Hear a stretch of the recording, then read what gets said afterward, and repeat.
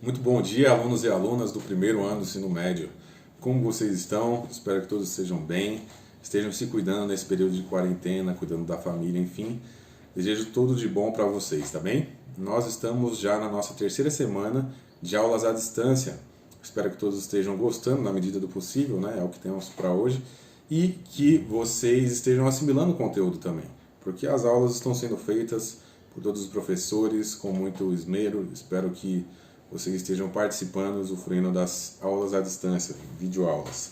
Enfim, nós vamos continuar o nosso módulo 2, Agentes Celestes, falando mais especificamente sobre quem é Deus. Nós estudamos na semana passada, respondemos essa pergunta, quem é Deus, né?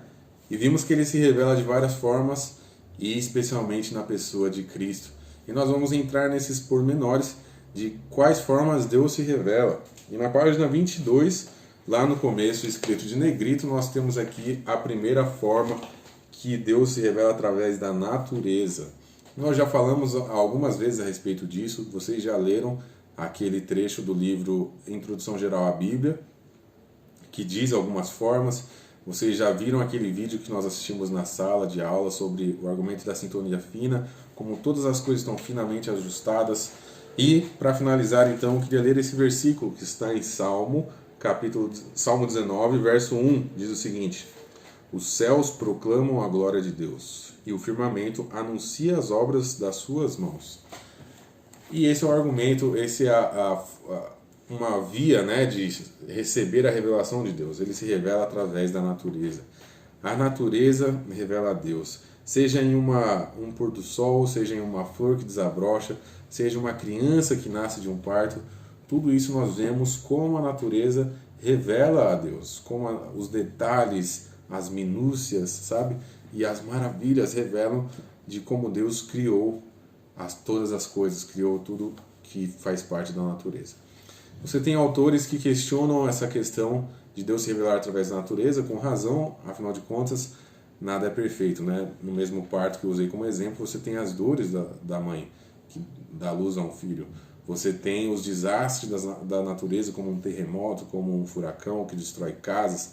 Enfim, isso faz parte do mundo caótico que vivemos, do mundo imperfeito que vivemos. Da mesma forma, essa revelação de Deus, ela vem de maneira parcial. O que é bonito, nós entendemos que faz parte ainda do plano original da perfeição criada por Deus. E o que traz o caos em meio à natureza faz parte de percalços que vieram depois da criação de Deus, como o pecado. Tá ok? Outra forma como Deus se revela através da Escritura. O livro de Hebreus, capítulo 1, verso 1, diz que Deus falou por muitas formas conosco e falou através dos profetas. Então, pessoas inspiradas por Deus, não de seu próprio conhecimento, falaram a respeito de Deus e de suas coisas. Falaram as mensagens recebidas por Deus. E através dos seus escritos, das suas revelações, daquilo que Deus mostrou para eles, eles passam a mensagem de Deus para nós. Não é mesmo? A Bíblia não esgota tudo sobre Deus, né? Mas o que apresenta a respeito dele é verdadeiro e nós devemos aceitar. Outra forma de Deus se revelar também é através do Espírito Santo, a terceira pessoa da Trindade, que age nos corações das pessoas, que mostra para as pessoas qual que é a verdade de Deus, não é? Qual que é o plano de Deus, ou o que é errado, não é? Enfim, ajuda as pessoas nas suas decisões. Não é por inteligência humana, eu estou lendo aqui o tópico 3 da página 22, não é por inteligência humana que entendemos Deus e o seu plano para nós, mas pela revelação do Espírito Santo. Vocês leram também lá no livro de GB que nenhuma população já descoberta neste mundo, na humanidade, nunca se encontrou uma cultura que não houvesse adoração a Deus, de sua forma, com suas peculiaridades, mas nunca houve essa cultura que não conhecia Deus. E nós atribuímos isso à ação do Espírito Santo no coração das pessoas, mostrando, revelando a Deus. E número 4, obviamente, como mencionado na última aula, a pessoa de Cristo, o próprio Jesus. Olha o que ele diz em Mateus capítulo 11, verso 27. Ninguém sabe quem é o Filho, a não ser o Pai. E ninguém sabe quem é o Pai, a não ser o Filho. E também aqueles a quem o Filho quiser mostrar quem o Pai é, esses conhecerão. Então, através da pessoa de Cristo, nós temos a maior revelação de Deus. Nós temos a maior amostra, o contato mais próximo com Deus foi através da pessoa de Cristo e de suas feituras aqui na Terra. Ele é o retrato perfeito do Pai, não é? Ele é o retrato perfeito e a melhor revelação possível de saber como é Deus. Pois bem, e o convite que a Bíblia faz é que você conheça esse Deus, que você saiba mais sobre quem é esse Deus. Um convite feito pelo próprio Deus. Agora, uma coisa que é pouco conhecida é o conceito de conhecer.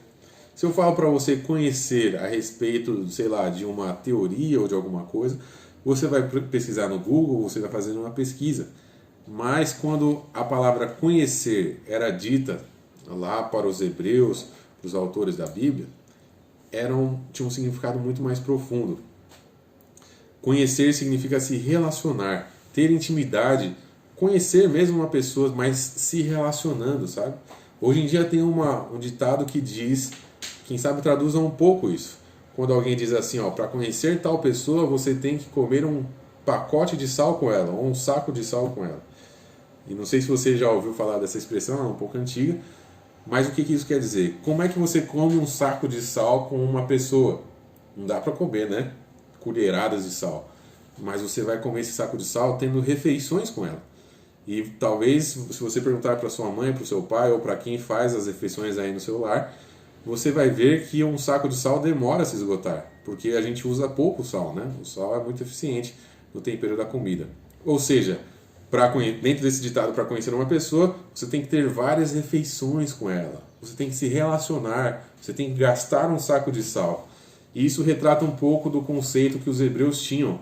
Para conhecer alguém, você tem que se relacionar. Para conhecer a Deus, você tem que se relacionar. Conhecer a Deus é isso. Bom, e o verdadeiro conhecimento de Deus, Pai, vem por meio de um relacionamento pessoal e amoroso com Ele, né?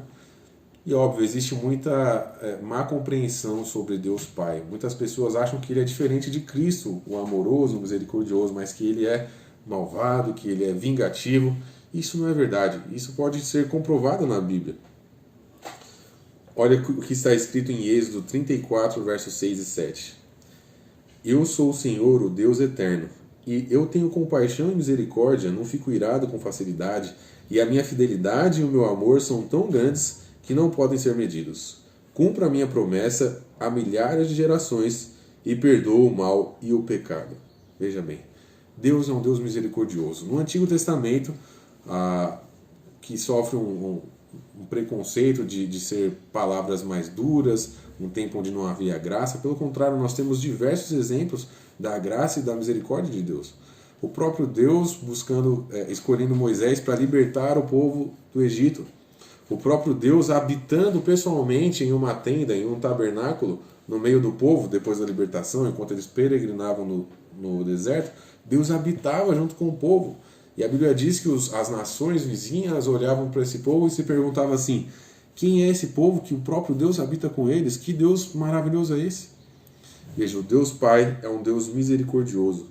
Tão misericordioso e amoroso que enviou o seu próprio Filho para que morresse na cruz, para que todos aqueles que crescem nele não perecessem, mas tenham a vida eterna. Isso está em João 3,16, talvez o versículo mais conhecido da Bíblia. Enfim, este é o nosso Deus. Este é o Deus que se revela de várias formas àqueles que Ele quer se revelar, aos seus filhos, à sua criação. E faz um convite para que eu e você conheçamos a Ele, ou seja, para que nós nos relacionemos com Ele e conheçamos melhor de suas verdades para nós, tá bem? Deus abençoe vocês, uma boa semana. Guardem bem esse conteúdo porque vai haver uma atividade especial para essa semana, tá bem? Fiquem com Deus e até a próxima.